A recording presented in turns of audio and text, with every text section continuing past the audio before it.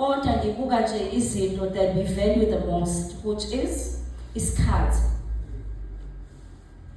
Abekho abantu abaclaim ukuthi abanasikhathi njengabantu abasha.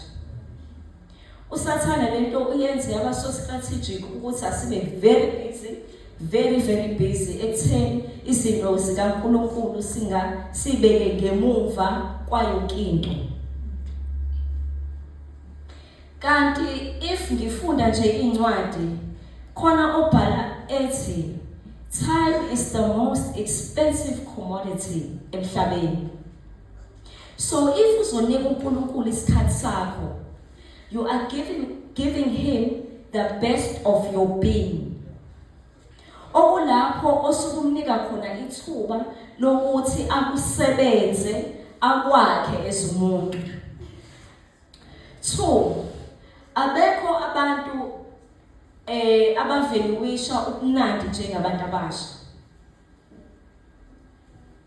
And kulobunandi lokhu sithola ukuthi kugcina kusukuba khona imphumela nezinqumo ezithathayo just for the moment kodwa esinama consequences along term. Thirdly, into esikhonzile imali. Kuyiqiniso ukuthi impilo esiphilayo manje idinga imali. However, ngiyakhona ukuthi uNkulunkulu unakho konke. Okusho ukuthi if I give him the best of my time, surely uNkulunkulu engakwazi ukunginika konke engidingayo ngesikhathi engisidingayo ngingasweli lutho. Okwesi-4, inkanuko zobusha ngithola kulento yokuthanda udumo nokuthanda ukuvela. Kodwa kule ncwadi siyathola ukuthi uNkulunkulu is not looking for a celebrity, but is looking for izikhonzi zakhe. Elithi izwi isintsha esilungele. So you need to be useful, you need to be fit, you need to be ready to be used by God. And uNkulunkulu ngimthanda ngokuthi ngaphambi kokuthi akusebenzise uqala akuteste. Uqale akuteste ngokuncane.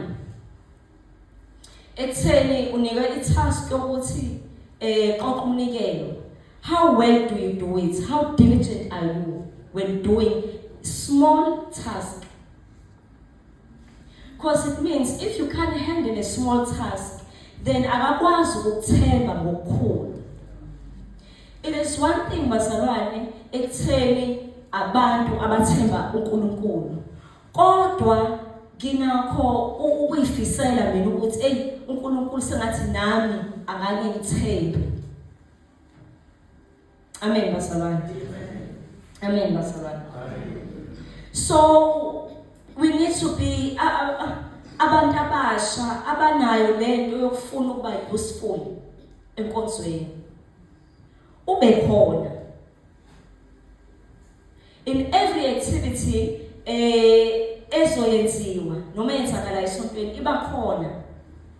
Whether uwenza sure ukuthi ihlalo zihleli kahle, uNkulunkulu uyabona uzokuvuza. Ngeke ngithi mina be God's asset first ngaphambi kokuthi uyoseva ngokomsebenzi abantu ngaphandle.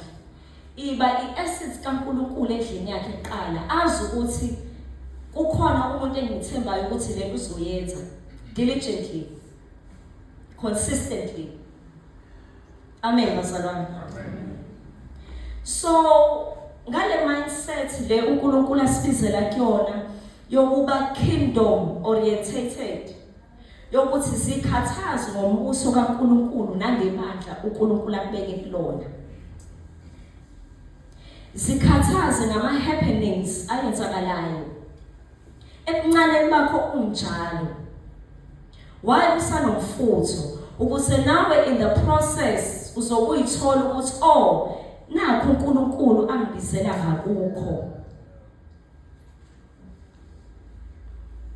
So because we are a generation ethanda izinto noma esenzajwayela izinto esenzeka fast kuyimanje, uNkulunkulu akasebenzi kanjalo. Umuntu umthatha step by step, step by step. Ukuthi by the time ufica noma ufika kweminyaka o30 or 35 already lapho usunayo noma ingagcwele iunderstanding yokuthi yini uNkulunkulu akuholela kuyo, but at least sekhona into oyizwayo ngaphakathi ukuthi nakho uNkulunkulu akubekayo kimi noma anganisebenzela kupho.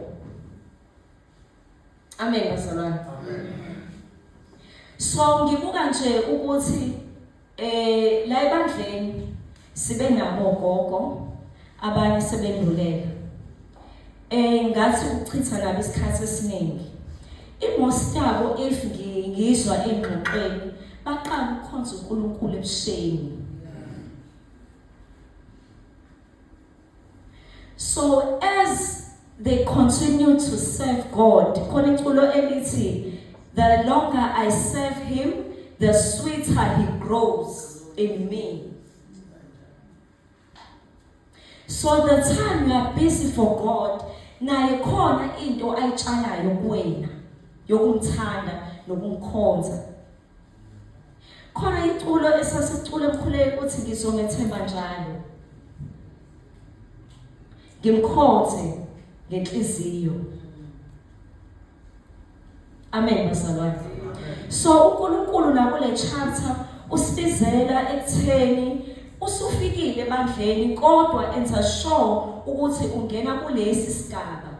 Kulapho uNkulunkulu azokwazi ukuthululela umoya wakhe kuwe. Lapho azokwazi ukuba nefellowship yakho ephelele. Ngizocela nje usisi wami yedwa.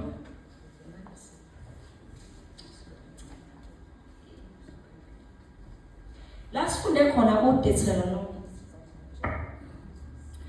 Sithola ukuthi lithi izwi, fear the Lord, love the Lord, obey the Lord and serve the Lord. So le framework esinikwa yona njengabazalwane ukuthi kukhona konke esikwenzayo kodwa enza sure ukuthi le fole iyamawele ayikho eshiya enye. So ngabe kuthiwa fear the Lord, we are speaking to